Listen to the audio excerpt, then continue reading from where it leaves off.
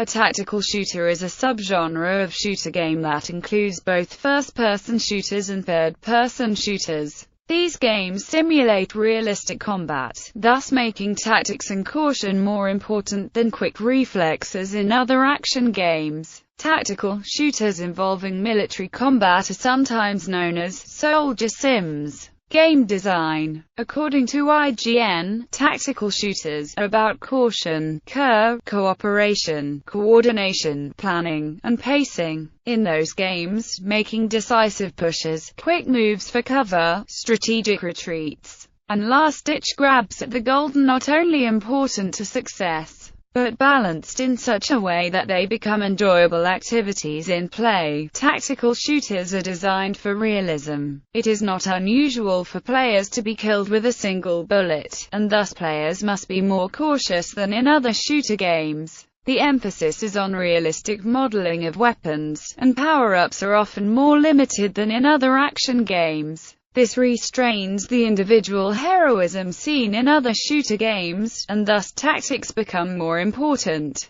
Overall, the style of play is typically slower than other action games. Jumping techniques are sometimes de-emphasized in order to promote realism, with some games going so far as to omit a jump button. In contrast to games that emphasize running and shooting, tactical shooters require more caution and patience. Plus, tactical shooters are usually designed so that shooting becomes inaccurate while running, which increasing accuracy for crouching or prone stances. Players often have the choice of shooting from the hip, which is less accurate but gives a wider view of the area, or using the scope, iron sights for better zoom and accuracy but have the penalty of restricted view. Some tactical shooters even lack the crosshair seen in other first-person shooters, in order to achieve a high degree of realism. Many tactical shooters make use of group-based combat, where the player character is supported by other teammates. While early tactical shooters had simple, computer-controlled teammates who offered support fire, the artificial intelligence in later games has evolved with more complex teammate responses such as cover fire mechanics.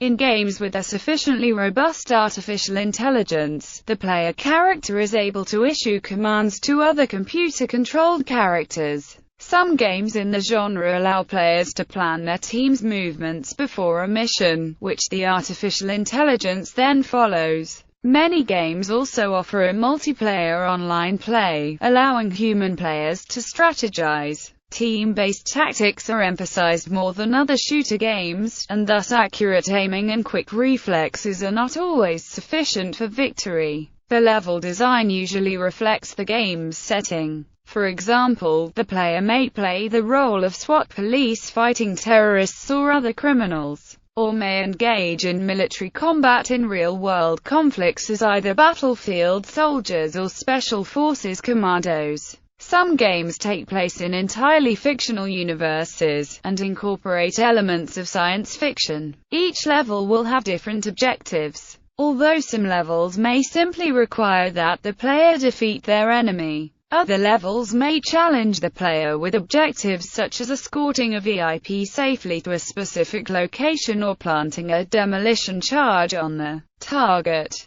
Levels are often designed with checkpoints or alternate routes. As run-and-gun assaults are often met with heavy resistance, it becomes important to exploit a superior position or take the enemy by surprise and even evading them entirely. Weapons. Tactical shooters often feature a wide variety of weapons modeled upon actual firearms, being more realistic than run-and-gun shooters. However, simulating actual combat is often sacrificed in favor of balance as well as playability. There are often considerable modifications to in-game weapons and ballistics from their real-life counterparts in order to ensure balance in multiplayer. For instance, Counter-Strike and other games allow the player to survive multiple bullet hits to the torso and even more to the legs, while registering an automatic kill for melee hits to the back and headshots. In contrast to run-and-gun shooters such as Quake, which allow players to carry full arsenals, Tactical shooters place considerable restrictions on what players may be equipped with, so players have to carefully select weapons according to the situation and/or role in their team. Half-Life, Counter-Strike's system of allowing a primary weapon and a secondary weapon has been followed by other shooters like Call of Duty 4. Modern Warfare, wielding or carrying heavier weapons such as sniper rifles and machine guns often incurs a movement penalty over light weapons like submachine guns and pistols.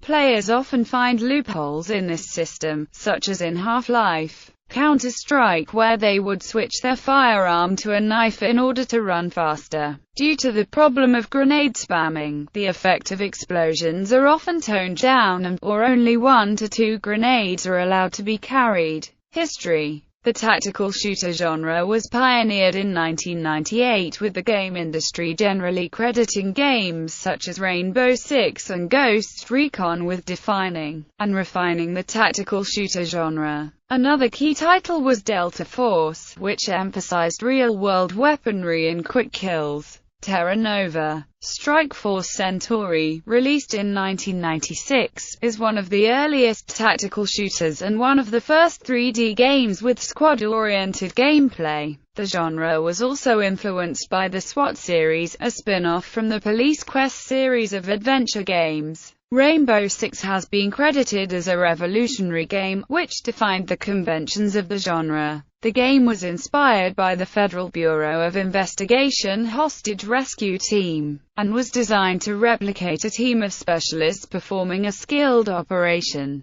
The game was designed to emphasize strategy in a way that would be fun for players without the best reflexes. The series has since become a benchmark for the genre in terms of detail and accuracy. Some of the most notable tactical shooters have been total conversion mods of first-person shooter titles which have been released for free. Infiltration, a total conversion of Unreal Tournament, has been described as turning Unreal Tournament's wild cartoon action into a harrowing game of cat and mouse. Infiltration has been noted for detailed aiming system including hip and scope, iron fire while lacking a crosshair, different movement stances, and a customizable loadout system that allows configuration of weapons with a weight penalty. Half-Life, Counter-Strike, a mod of Half-Life, was the most popular multiplayer game of its era despite the release of first-person shooters with more advanced graphics engines such as Unreal Tournament 2003. As of the late 2000s, contemporary shooters such as Call of Duty, Modern Warfare have proven more popular than futuristic first-person shooters such as Quake and Unreal. Although the field of true tactical shooters has been largely neglected by developers, even traditionally tactical shooter series like Rainbow Six and Ghost Recon have seen their sequels drift away from tactical realism towards cinematic action-centered themes, as can be witnessed by e.g. contemporary Rainbow Six sequels which completely do away with the series' iconic pre-action planning stage, or the overly futuristic settings of Ghost Recon Future Soldier, which provides players with invisibility cloaks and shoulder-mounted anti-tank rockets while failing to adhere to simple tactical realism paradigms like one shot, one kill. VBS2 is a military tactical shooter simulation used for dismounted infantry training by the USMC, the U.S. Army, and a number of the NATO armed forces. Its new point menu user interface combines head tracking, a motion-sensitive gamepad and sliding foot pedals to increase the precision and level of control over one's avatar, enabling users to more realistically aim their weapon and practice muzzle discipline, to take measured steps when moving around obstacles or cover, and to continuously control their postural height to make better use of cover and concealment.